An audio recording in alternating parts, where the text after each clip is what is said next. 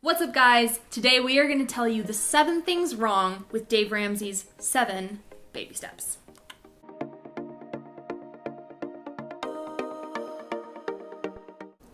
Now, before we get into the things that we disagree with Dave Ramsey's baby steps on, we want to first give some kudos to him and just express the things that we do agree with. Dave Ramsey has helped a ton of people get out of debt and give themselves far more freedom than they had before being slaves to debt. And we definitely want to go over the principles that he espouses that we also believe in. So number 1 is absolutely credit card debt. There's no such thing as good credit card debt. There's no way that you can actually experience freedom in your life and empowerment through your money if you are beholden to credit card debt, because it will eat you alive and tear you up and destroy relationships. Like, credit card debt is the devil. It's one of the biggest threats to society today, and so many people unfortunately get stuck in it. That's why Dave Ramsey's message is so powerful to people, because they just want so badly to get away from this thing that's eating their lives. And we definitely agree there's no such thing as good credit card debt. Exactly. The second thing that we agree with is you have to keep a budget.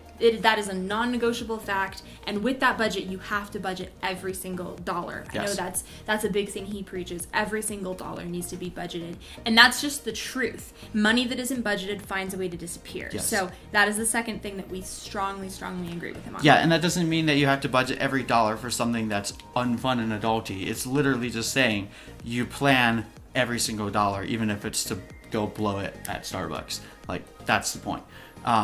And then the final thing that we definitely agree with him on is being future-minded in terms of investments and savings. Like, you have to recognize the fact that you do still have a life to live beyond right now. And, saving for your future are things that we very much do espouse and agree with Dave Ramsey on. All right, so now we're going to get into why you're here. The 7 things that we find wrong with Dave Ramsey's 7 baby steps. Now, one more little caveat before we start. We believe in credit cards. This is something that has changed our life for the better. We have traveled for free. We've bought TVs for free. We've been able to experience some wiggle room and freedom and luxury in our life that wouldn't have been possible without credit cards. And how much do we have to pay in interest?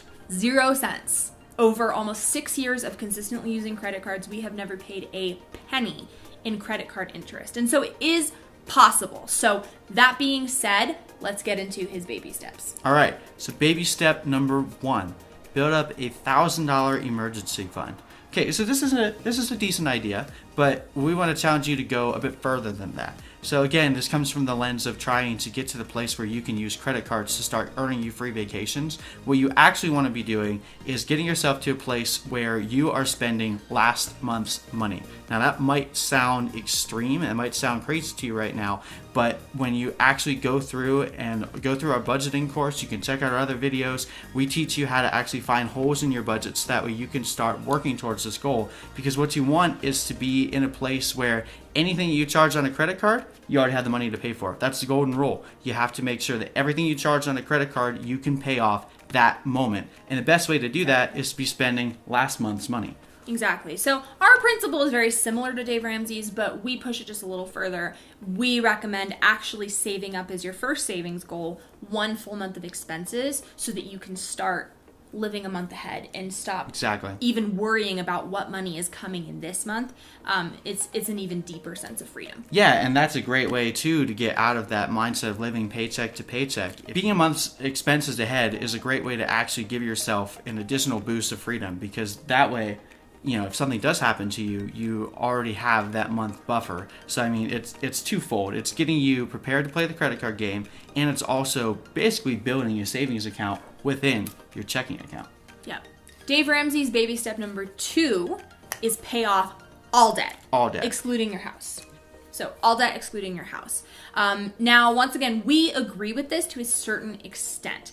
Credit card debt is the devil. Like, run from it, pay it off, do everything you need. If you have to eat ramen for a year straight to get out of your credit card debt, get out of your credit card debt. Imagine credit card debt is like Jason. Oh my gosh, he's like chasing you with a knife. Yeah, like if Jason was in your house, like imagine that Jason has credit card debt. What are you gonna do? You're gonna like do everything you possibly can to get away from that. Like that is how you have to feel about credit card debt. Like get away from the knife. Yeah, so that we agree with 1,000,000,000%.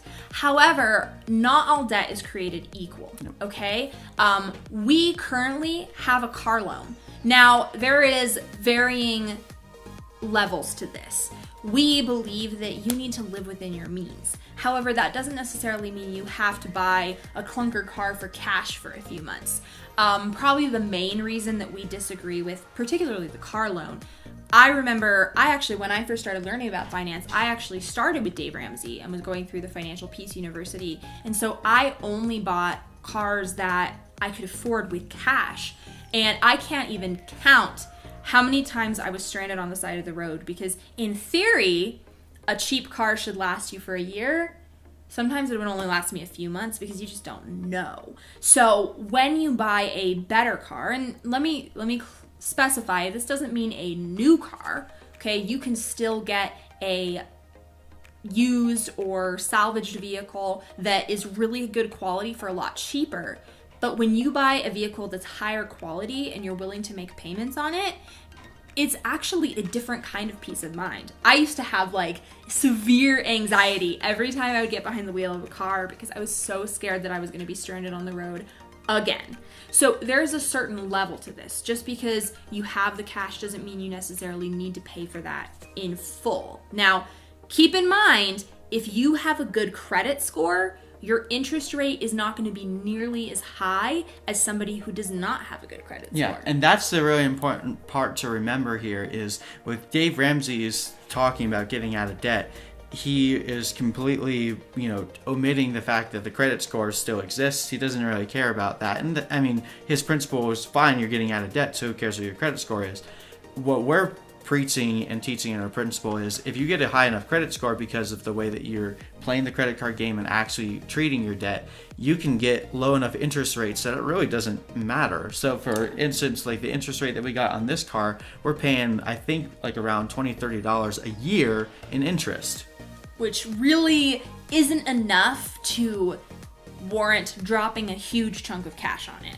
Yeah, we'll pay maybe a couple extra $100 on our car, but to us, it's worth it. Over the course of 6-7 years, if you're paying a couple extra $100, that's barely anything year over year. Yeah. Makes no difference to your budget at the end of the day. So having a nicer car that isn't going to leave you stranded on the side of the road, if you're choosing a car within your means, is a debt that isn't necessarily as evil as like credit card debt. Now, something you might be asking is, well, what about student loans? This is another thing that we do believe you should pay off. Any debt that isn't really necessary, you should be paying it off no matter what. Now, I know Dave Ramsey would argue there's no such thing as necessary debt. No debt, no debt, no debt. But like we just gave the example of the car, there are some things you just can't avoid or you don't necessarily need to avoid based on what interest rate you can get. If we had to pay a 10% interest rate on a car, we probably wouldn't do it, and we would probably pay in cash. But because we have a good credit score, because we use credit cards, we're barely paying anything in interest, and we're able to get a car that's reliable that we're not having to pay a ton of interest on. Baby step number 3 is build up 3 to 6 months of expenses in your emergency fund. Yeah, so building up 3 to 6 months of expenses in your emergency fund is actually a great idea and something that I think is a really good savings goal for people once they have their budget established and they're trying to build up savings. Where we want to take it an extra step is now that you actually have a budget, you have an emergency fund built up, we're assuming you have a month's expenses saved up because that's what our first goal is. When you're actually building up that savings, which you should do, it's a good thing. Now you're disciplined enough to play the credit card game. If you manage a budget to every dollar and you've been able to build up that emergency fund and you're in this state right now, you are disciplined enough to play the credit card game without paying a cent in interest. So why not do it? Exactly. Like while you're just living your life, spending your normal expenses, spending what's in your budget, you might as well be getting 2%, 3%, 5% back. You know, it's like giving yourself a 3% raise. Right. You know, like if you could do that, wouldn't you do it? So if you can do that without paying a single penny in interest and actually get credit card rewards back, why not do it? And again, I believe in you guys. If you've made it to this point where you're actually budgeting every dollar and you have an emergency fund saved up, you are responsible enough to be able to earn free credit card rewards without paying a cent. Don't buy into the fear. If you are at that point, you are ready and you're able to do it without getting yourselves in trouble. Okay, baby step number 4 is invest 15% of your income or more in your retirement. Now, this is something we actually do agree on. We agree with investing in your future, and we invest in a retirement fund. We put money into it every single month. So that's a very, very good thing. However, the thing that we would like to caution you on, and we say this because we've seen it, it's very easy to become so consumed with your retirement and having a nest egg and having that emergency fund that you forget you're only going to be 21 once. You're only going to be 26 once, and you still have to enjoy that age, like for us, we don't have kids yet. And once we have kids, at least we've been told, things change forever. We're only going to be in our 20s once, and we're only going to be able to really travel without kids in our 20s once. And so it's super important to remember that and not become so future focused that you forget about your present. Right. It's a balancing act because there's a lot of people that completely neglect their future, and we're not espousing that at all. But again, as you said, there's a lot of people that care so much about their future that they forget you still have to live right now. And that's the best way to put it. It's like, yeah, I know I'm going to be 50 one day. I'm planning on it. But I also have to be 20 right now. Exactly. And the cool thing is, if you are playing the credit card game, you can take Visa's money to pay for your vacations and enjoy your 20s, enjoy your 30s, wherever you're at, and take your own hard-earned money and put that into retirement investments, all this stuff. So that's how we have gone on super cool vacations for close to nothing while still being able to invest Exactly. in our future. All right, so step number 5 is start saving for your children's college funds. So this one's a bit interesting, and I have 2 questions to ask. First, do you have kids? Second question, do you want kids? Well, hopefully, if you already have kids, the answer to the second question is yes. But I mean, especially we're millennials. And so, we're kind of coming up in this point of time where there's a lot of people that they don't really even want to have kids, And so this concept of I have to save for my kids' college funds may or may not apply to you. Yeah. Yeah, it only applies if you have kids, obviously. And, the economy changes pretty frequently and pretty fast. I mean, depending on what your kids actually want to do with their life, they may even choose a career path that doesn't require a college degree. Now, I put myself through college. I have a master's degree in accounting, and I do think that a college education is a great thing. But, as I just stated, I put myself through it. And we actually paid for his college education out of pocket.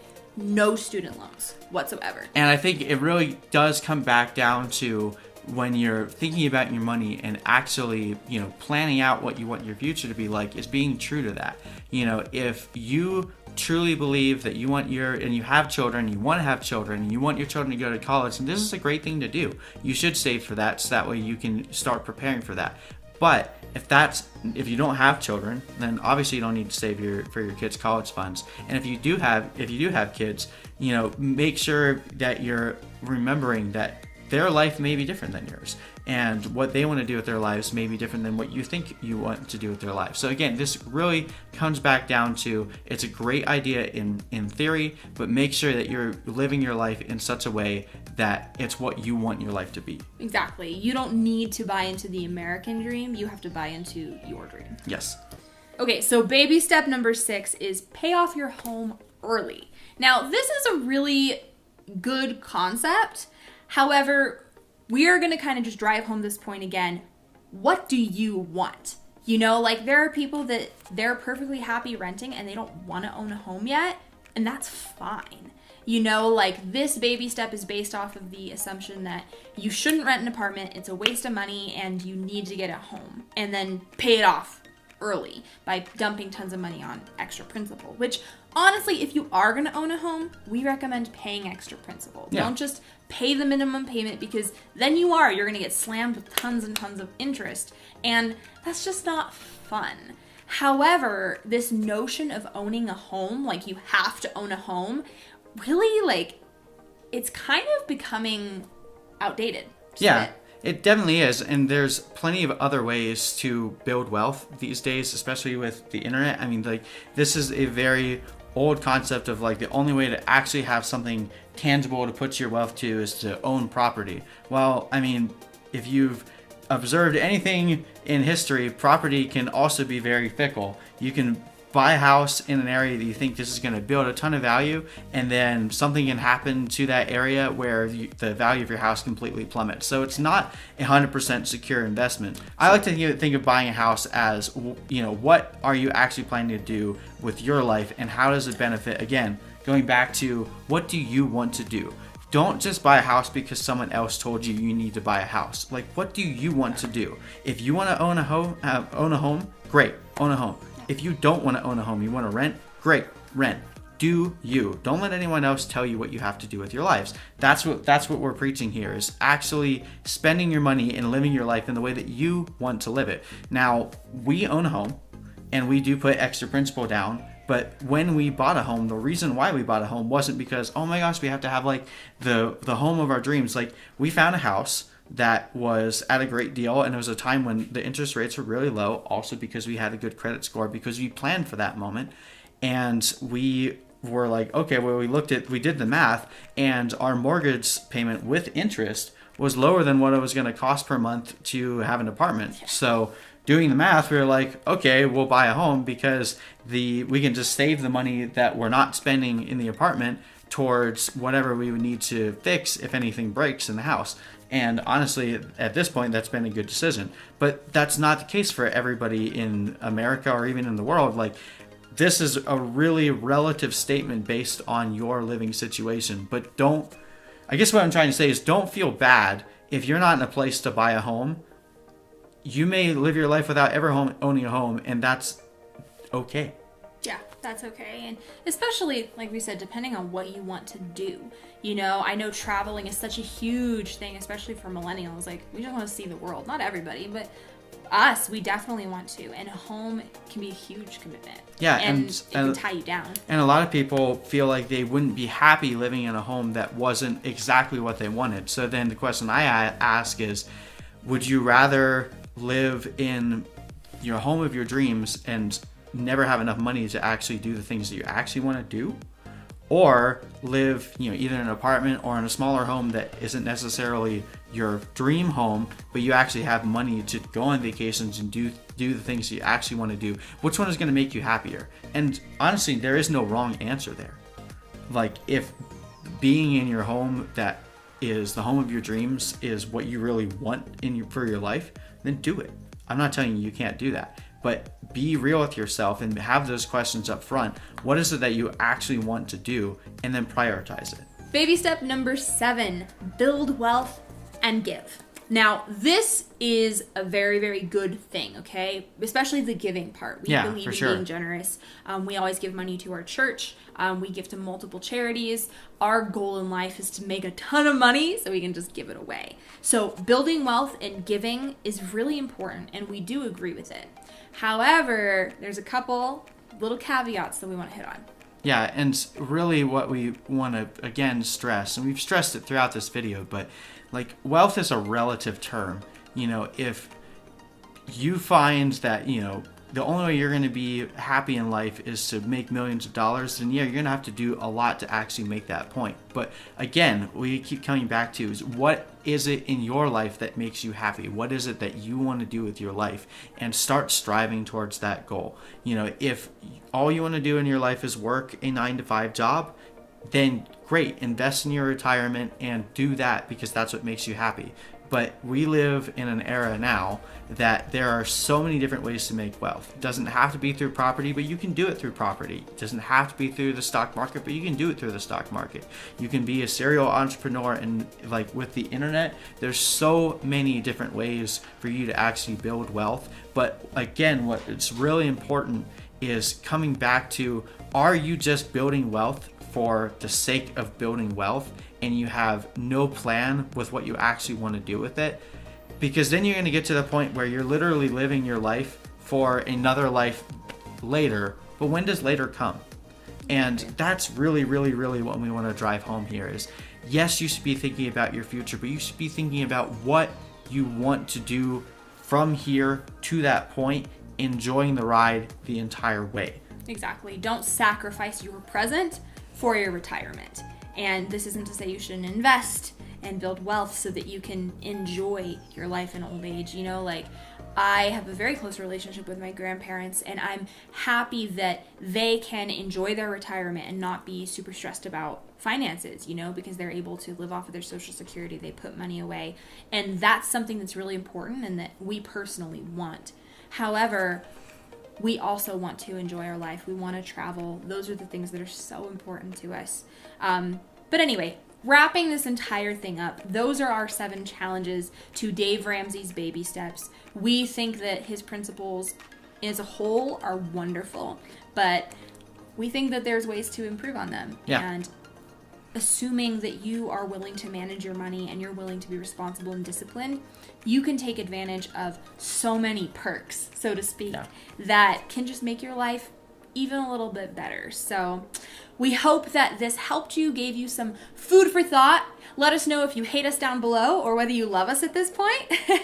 But we do love you guys, and our goal is to help you live the life of your dreams, whether it be right now or when you're 65. Yep. So we love you guys. Bye. Bye.